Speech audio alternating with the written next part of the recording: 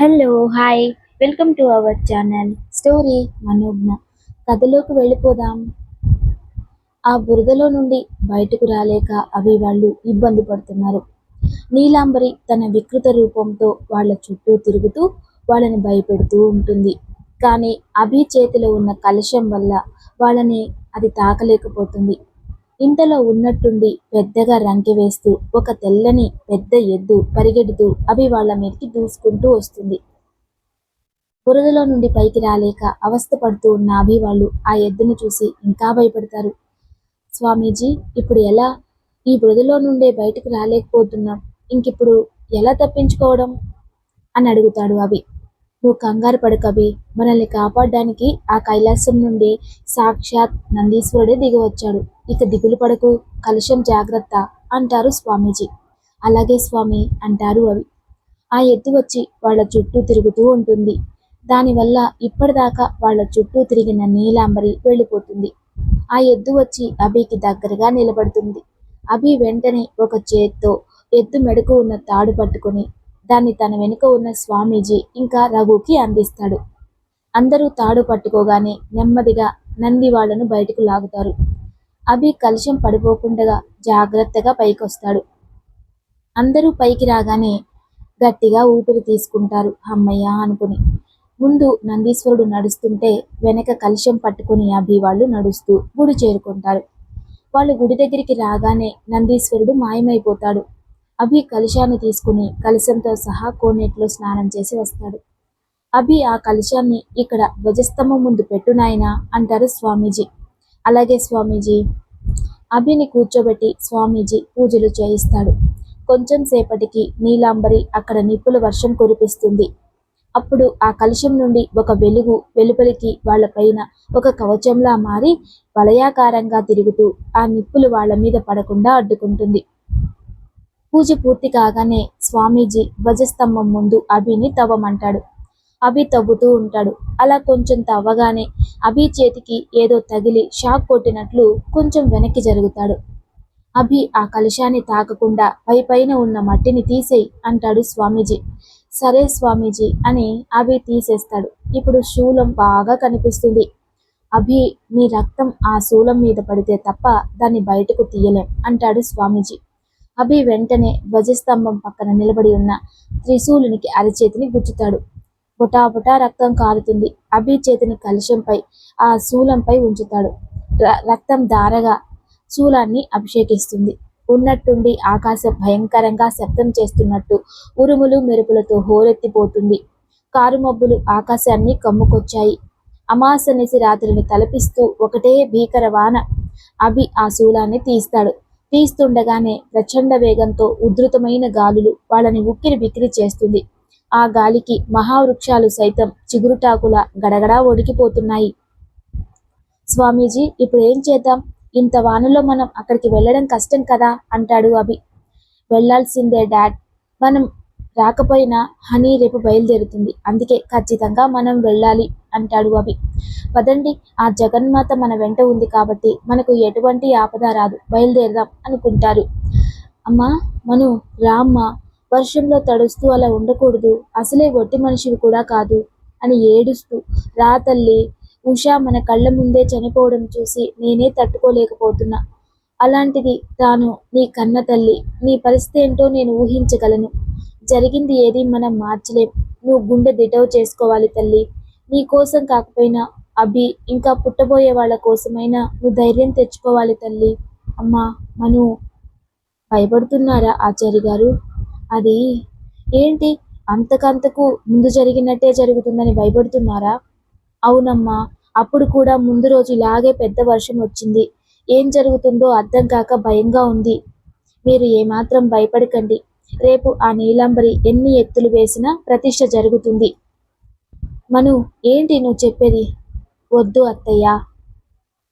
అసలే నువ్విప్పుడు ప్రెగ్నెంట్. ఇలాంటి సమయంలో నువ్వు అంత ప్రమాదకరమైన పని చేయడానికి నేను ఒప్పుకోను.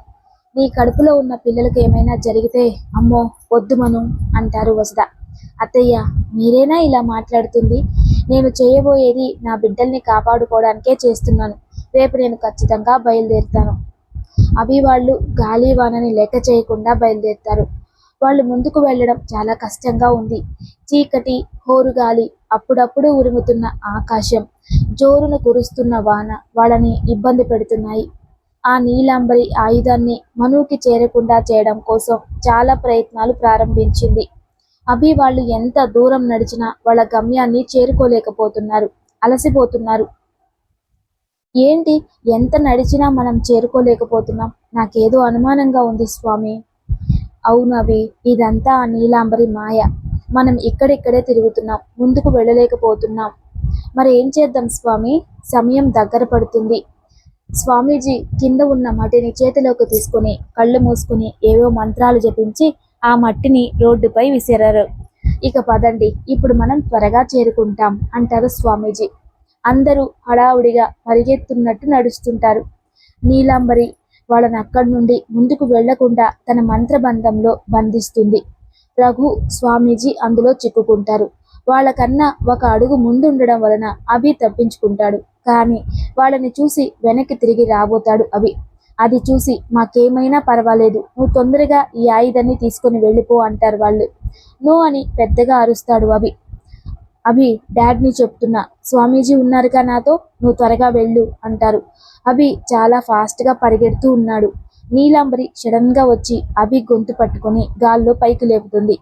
అభి నీలాంబరి చేతిలో గిజగిజా కొట్టుకుంటున్నాడు. నీలాంబరి వికృతంగా నవ్వుతూ, ఏం శంకర్, నన్నే అంతం చేయాలనుకుంటున్నావా? అది నీ వల్ల కాదు అంటుంది. విర్రవీగుకు నీలాంబరి, గెలుపు ఎప్పుడూ దైవానిదే అంటాడు. కళ్ళు కంటున్నావా? రేపు ప్రతిష్ఠ జరిగాక ఎవరు కల కంటున్నారో తెలిసిపోతుంది అంటాడు అభి. ఎవరు ఎన్ని మంత్రాలు చేసినా నేను నీ వంశాన్ని నాశనం చేసే తీరుతాను అని అభి గొంతు మీద ఇంకాస్త పట్టు బిగించింది. అభికి ఊపిరాడక తన్నుకుంటూ ఉన్నాడు. అభి తన చేతిలో ఉన్న శూలాన్ని తీసి నీలాంబరిని పొడుస్తాడు. ఆ దెబ్బకి నీలాంబరి అభిని వదిలిపెడుతుంది. నీలాంబరికి విపరీతమైన మంట పుడుతుంది. బాధతో వికృతంగా కేకలు పెడుతుంది. అభి వెంటనే పరుగందుకుంటాడు. అభి ఇంకొంచెం సేపట్లో గుడిని చేరుకునేలోగా గుడి కొంచెం పక్కన నేత్ర అరుస్తూ కనిపిస్తుంది. అభి కంగారుగా నేత్ర దగ్గరికి వెళ్తాడు.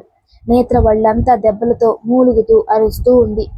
అభి నేత్రని చేతుల్లోకి తీసుకుని, నేత్ర, నువ్విక్కడికి ఎలా వచ్చావు? నాకేం తెలియదు అభి, నాకు చాలా భయం వేస్తుంది. భయపడుకు నేత్ర, నేనున్నానుగా, భయపడుకు. రా, ముందు గుళ్ళోకి వెళ్దాం. ఇక్కడుంటే సేఫ్ కాదు, రా వెళ్దాం అంటాడు అభి. ఏమైంది అభి, అసలు ఇక్కడ ఏం జరుగుతుంది? చెప్పు, చాలా గందరగోళంగా భయంగా ఉంది నాకు అంటుంది నేత్ర. అవన్నీ తర్వాత చెప్తాను, ముందు నువ్వురా అని పైకి లేపుతాడు. నేత్ర నడవలేక ఇబ్బంది పడుతుంటే అభి ఎత్తుకొని హడావిడిగా గుళ్ళోకి తీసుకెళ్తాడు. అమ్మా నేత్ర, నువ్విక్కడా? నేను ఇక్కడికి ఎలా వచ్చానో నాకు అసలు తెలియదా ఆంటీ, నాకంతా అయోమయంగా ఉంది అంటుంది నేత్ర. తను ఎందుకు వచ్చిందో ఎలా వచ్చిందో నాకు బాగా తెలుసు, తనని విశ్రాంతి తీసుకొనివ్వండి, అసలే తడిసిపోయింది అంటాడు అభి. నేత్ర అక్కడి నుండి వెళ్ళిపోతుంది. అని మీకు తెలుసా తను ఇక్కడికి ఎలా వచ్చిందో? నాకు అన్నీ తెలుసు అంటుంది మనం. ఎలా తెలుసు, ఏం తెలుసు అని ఆందోళనగా ప్రశ్నిస్తాడు. అభి, అవన్నీ తర్వాత, ముందు నువ్వు వెళ్ళిన పని ఏమైంది? మామయ్య ఇంకా స్వామీజీ ఎక్కడా? ఓ షిట్ అని అభి కంగారుగా భయపడుకు పరిగెడతాడు. అభి అభి అని అభి వెనక బయటకు పరిగెడుతుంది. అభి తను నేత్రని కలిసిన చోటుకు వచ్చి అక్కడంతా వెతుకుతూ ఉంటాడు. అభి, ఏం చేస్తున్నావు? ఆయుధం కనిపించట్లేదు హనీ. ఏంటి? అవును హనీ, దాన్ని నేను తీసుకొచ్చాను. గుళ్ళోకి రాబోతున్న నాకు నేత్ర అరుపులు వినిపించాయి. గబగబా ఇక్కడికి వచ్చా. ఆయుధం ఇక్కడ పెట్టి నేత్రని లోపలికి తీసుకొచ్చా. ఇప్పుడు చూస్తే అది లేదు అని కంగారుగా వెతుకుతూ ఉంటాడు. పిచ్చి పట్టినట్టు అక్కడ తిరుగుతూ దాన్ని వెతుకుతూ ఉంటాడు. అది ఇక్కడే ఉండాలి, ఇంతలో ఎలా మాయమైంది అని టెన్షన్ పడుతూ ఉంటాడు అభి. అభి, కూల్, ఏం కాదు, నేను తెస్తాను నా ఆయుధాన్ని, నువ్వు టెన్షన్ పడకు అంటుంది మనం. టెన్షన్ పడకుండా ఎలా ఉంటాను హనీ? అది నీ ప్రాణాలకి సంబంధించిన సంగతి, ఇప్పుడు ఏం చెయ్యను? ఇదంతా నా అజాగ్రత్త వల్లే జరిగింది అని కోపంతో అరుస్తూ బాధపడుతూ ఉంటాడు. అభి, నువ్వేం బాధపడకు, అది ఎక్కడ ఉన్నా రేపు సాయంత్రం పూజలోకి వస్తుంది, కంగారు పడకు అంటుంది మనం. ఇంతకు మామయ్య స్వామీజీ ఎక్కడా అంటుంది. ఓ గాడ్, వాళ్ళని నీలాంబరి బంధించింది. అవునా, సరే పద, ముందు లోపలికి వెళ్దాం, వర్షం పడుతుంది అని అభిని లోపలికి తీసుకొస్తుంది. రఘురాం సంగతి విని వసుధ భయపడి ఏడుస్తుంది. మను అందర్నీ సముదాయిస్తుంది.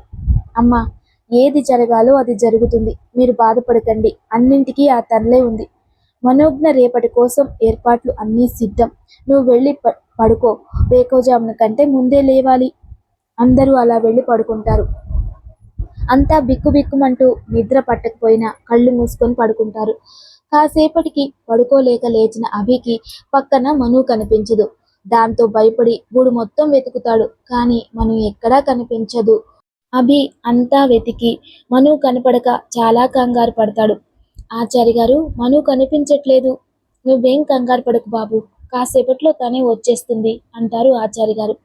ఆ నీలాంబర ఏమైనా చేస్తుందేమో ఆచారి గారు. ఆ కాళీమాత స్వయంగా మను రక్షణ బాధ్యత చూస్తుంది. నువ్వు భయపడకు అంటారు ఆచారి గారు. నిజంగా నా హనీకి ఏం కాదు కదా?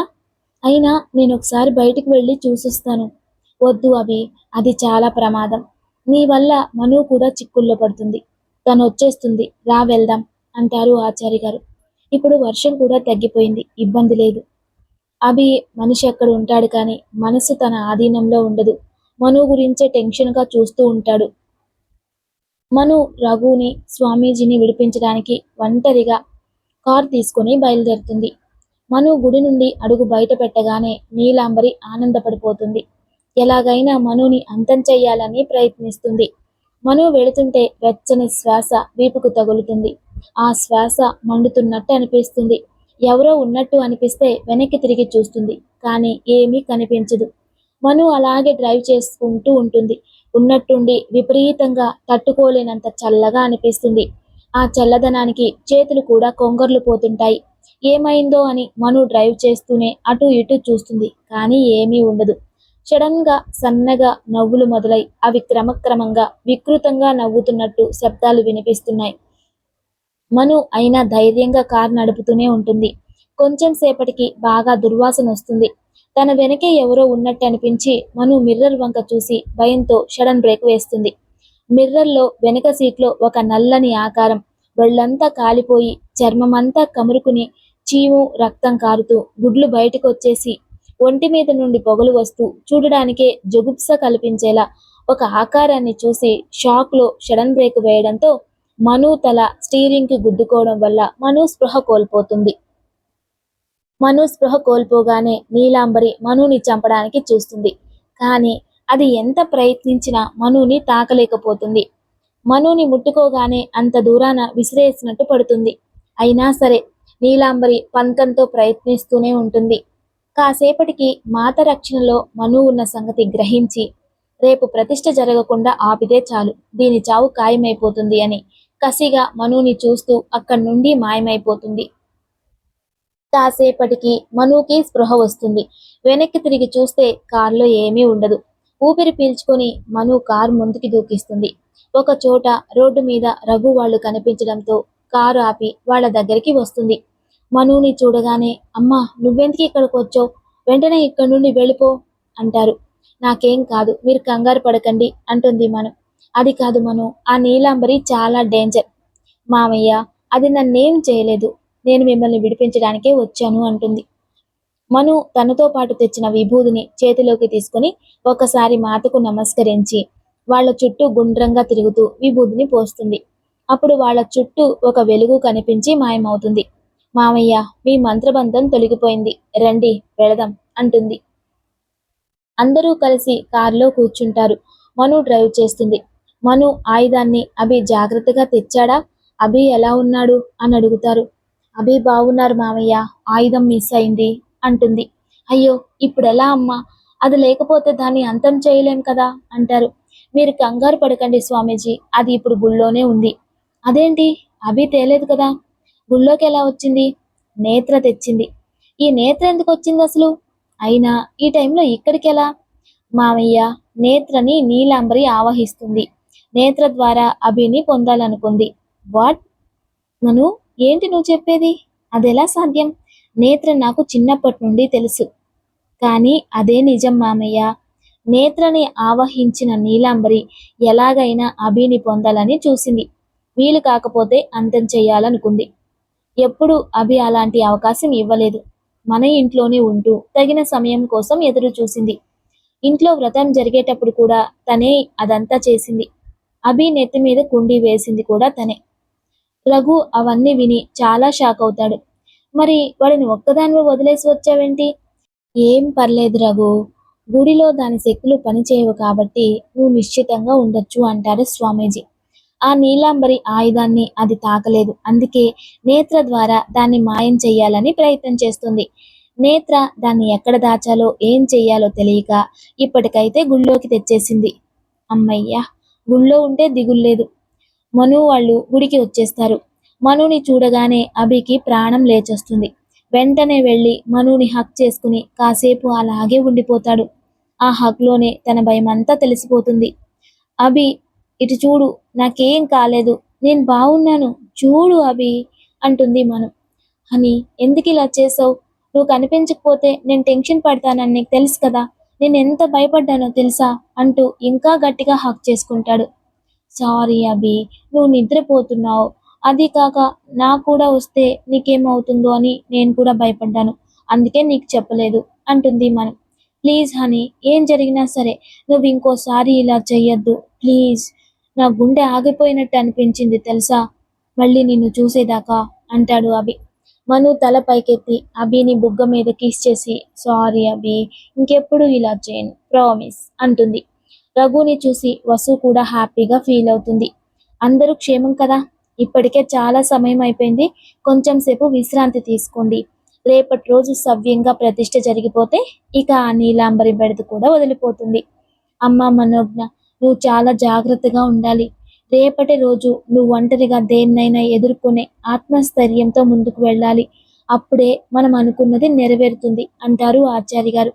అలాగే ఆచార్య గారు అంటుంది మను.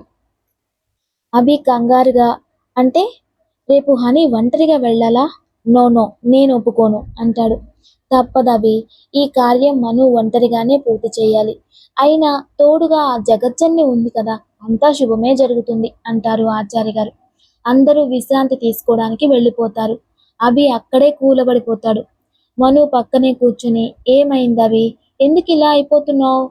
నీకు తెలీదా హనీ, నేను ఎందుకు ఇలా అయిపోతున్నానో అంటాడు అభి. కూల్ అభి, నాకేం కాదు, నువ్వేం టెన్షన్ పడకు ప్లీజ్ అంటుంది మనం. ఎలా హనీ, ఎలా ఉండాలి? రేపు నువ్వు ఒంటరిగా వెళ్ళాలి అంటున్నారు. ఇప్పుడు నువ్వు కాసేపు కనిపించకపోతేనే నాకు ఊపిరాడలేదు. మరి నువ్వు రేపు తిరిగి వచ్చే వరకు నేను ఎలా ఉండగలను చెప్పు అని మను ఒళ్ళో తల పెట్టుకుని కూర్చుంటాడు. అభి, నువ్వేనా ఇంత బేలగా మాట్లాడుతుంది? అన్ని విషయాలలో ఎంతో ధైర్యంగా ఉండే నువ్వు ఇంతలా భయపడిపోతున్నావు ఎందుకు అంటుంది మను. విషయం నాకు సంబంధించిందైతే నేను ధైర్యంగానే ఉంటాను. కానీ నీ విషయంలో ఎటువంటి రిస్క్ని తీసుకోలేను. ప్లీజ్ హాని, ఇప్పుడు నువ్వు నీ కడుపులో ఉన్న మన పిల్లల్ని ప్రమాదంలోకి చూస్తూ చూస్తూ ఎలా పంపను? నో నో, వద్దు వద్దు హనీ, ఏది జరిగితే అదే జరుగుతుంది. నువ్వు మాత్రం వెళ్ళడానికి వీల్లేదు అంటాడు అభి. అభి, ప్లీజ్ అలా మాట్లాడకు. ఇది మన వంశం, మన పిల్లలు క్షేమంగా ఉండాలనే కదా ఇదంతా.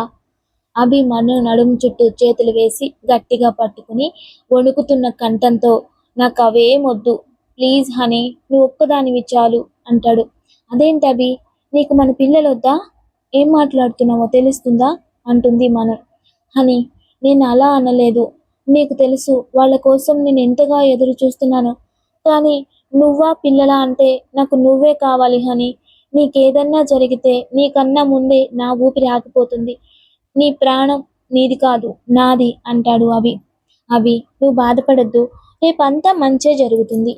మను అభి చెయ్యి తీసి తన పొట్ట మీద పెట్టుకుని నీకు మాటిస్తున్నా అభి, నువ్వు నాకు ఇచ్చిన ఈ గొప్ప బహుమతిని నేను చేజారిపోనివ్వను అని పిల్లలు మీ నాన్నకి మీరైనా చెప్పండి.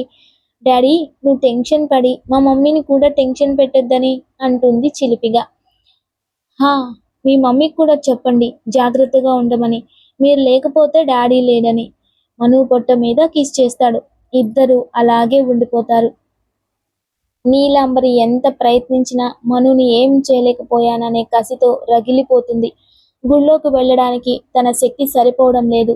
రేపు గుడి లోపలికి ఎట్టి పరిస్థితుల్లోనూ వెళ్ళాలి, ఏం చేయాలి అని ఆలోచిస్తూ ఉంటుంది.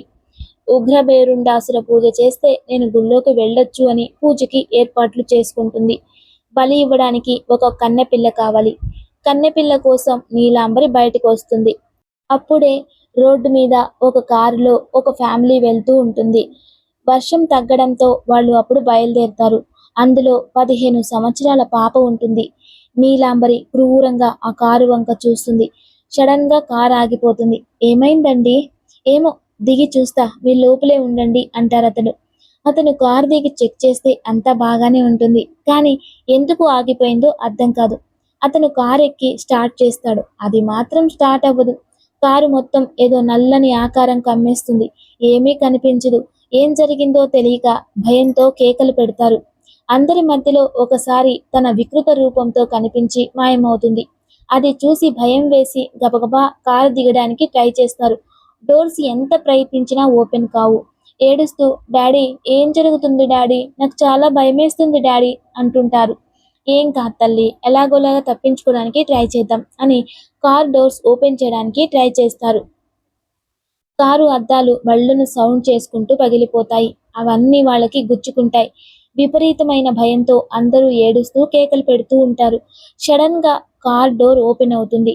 అతన్ని ఎవరో కాలు పట్టుకొని బరబరా ఈడ్చుకుపోతున్నట్టు అతను వెళ్తూ ఉంటాడు. ఏవండి, ఏవండి అని అతని భార్య అతని వెనుక పరిగెడుతుంది. కానీ అతను మాయమైపోతాడు. కూతురు గుర్తొచ్చి వెనక్కి తిరిగి కార్ దగ్గరికి పరిగెడుతుంది. వాళ్ళంతా గాయాలు, భయంతో చెమటలు పట్టి పిచ్చిదానిలాగా పరిగెడుతుంది. తిరిగి వచ్చి చూస్తే అక్కడ కూతురు కనిపించదు. అటు ఇటు తిరిగి వెతికి కనిపించగా భయంతో రోడ్డు మీదే స్పృహ కోల్పోతుంది. అదంతా చూసిన నీలాంబరి పగలబడి నవ్వుతూ ఉంటుంది. నీలాంబరి ముందున్న పాప భయంతో గడగడా వణికిపోతుంది. నీలాంబరి ఉగ్రభైరవాసురుణ్ణి ఆవాహనం చేసి పూజ మొదలు పెడుతుంది. చాలా మంత్రాలు చదివి భస్మాలతో రకరకాల వస్తువులతో దీక్షగా పూజ చేస్తూ ఉంటుంది. ఇంకా ఆఖరికి ఉగ్రభైరవాసురుని ప్రసన్నం చేసుకోవడానికి ఆ అమ్మాయి తల నరికి రక్తం నైవేద్యంగా పెడుతుంది. నీలాంబరి పూజకు సంతుష్టుడైన ఉగ్రభైరవాసురుడు ప్రత్యక్షమవుతాడు. నీలాంబరి, నీ పూజకు నేను సంతుష్టుడనయ్యాను. నీకేం కావాలో కోరుకో అంటాడు. ధన్యోస్మి ఉగ్రభైరవాసురా, నేను భద్రకాళి గుడిలోకి ప్రవేశం కావాలి. ఏంటా పిచ్చి కోరిక? ఆత్మవై క్షుద్రశక్తులు వశం చేసుకున్న నీలాంటి పిశాచికి ఆలయ ప్రవేశం కావాలా? అది ధర్మ విరుద్ధం అంటాడు. అయినా నాకు కావాల్సిందే, నేను వెళ్లాల్సిందే అంటుంది నీలాంబరి. నీలాంబరి, నువ్వు నా తల్లిని ఎదిరించి నిలవలేవు. ఆ శక్తిని అడ్డుకోవడం అసాధ్యం అంటాడు భైరవాసురుడు. నాకు నా పగే ముఖ్యం అంటుంది నీలాంబరి. పెద్దగా నవ్వి, సరే, నువ్వు 2 సార్లు మాత్రం గుడిలోకి వెళ్ళగలవు, కానీ జాగ్రత్త అని మాయమైపోతాడు. తన కోరిక నెరవేరబోతుంది అని వికటాటహాసం చేస్తుంది నీలాంబరి. ఈ సీన్తో ఈ పార్ట్ కంప్లీట్ అయిపోతుంది. Please like, share, subscribe. Love you all. Thank you.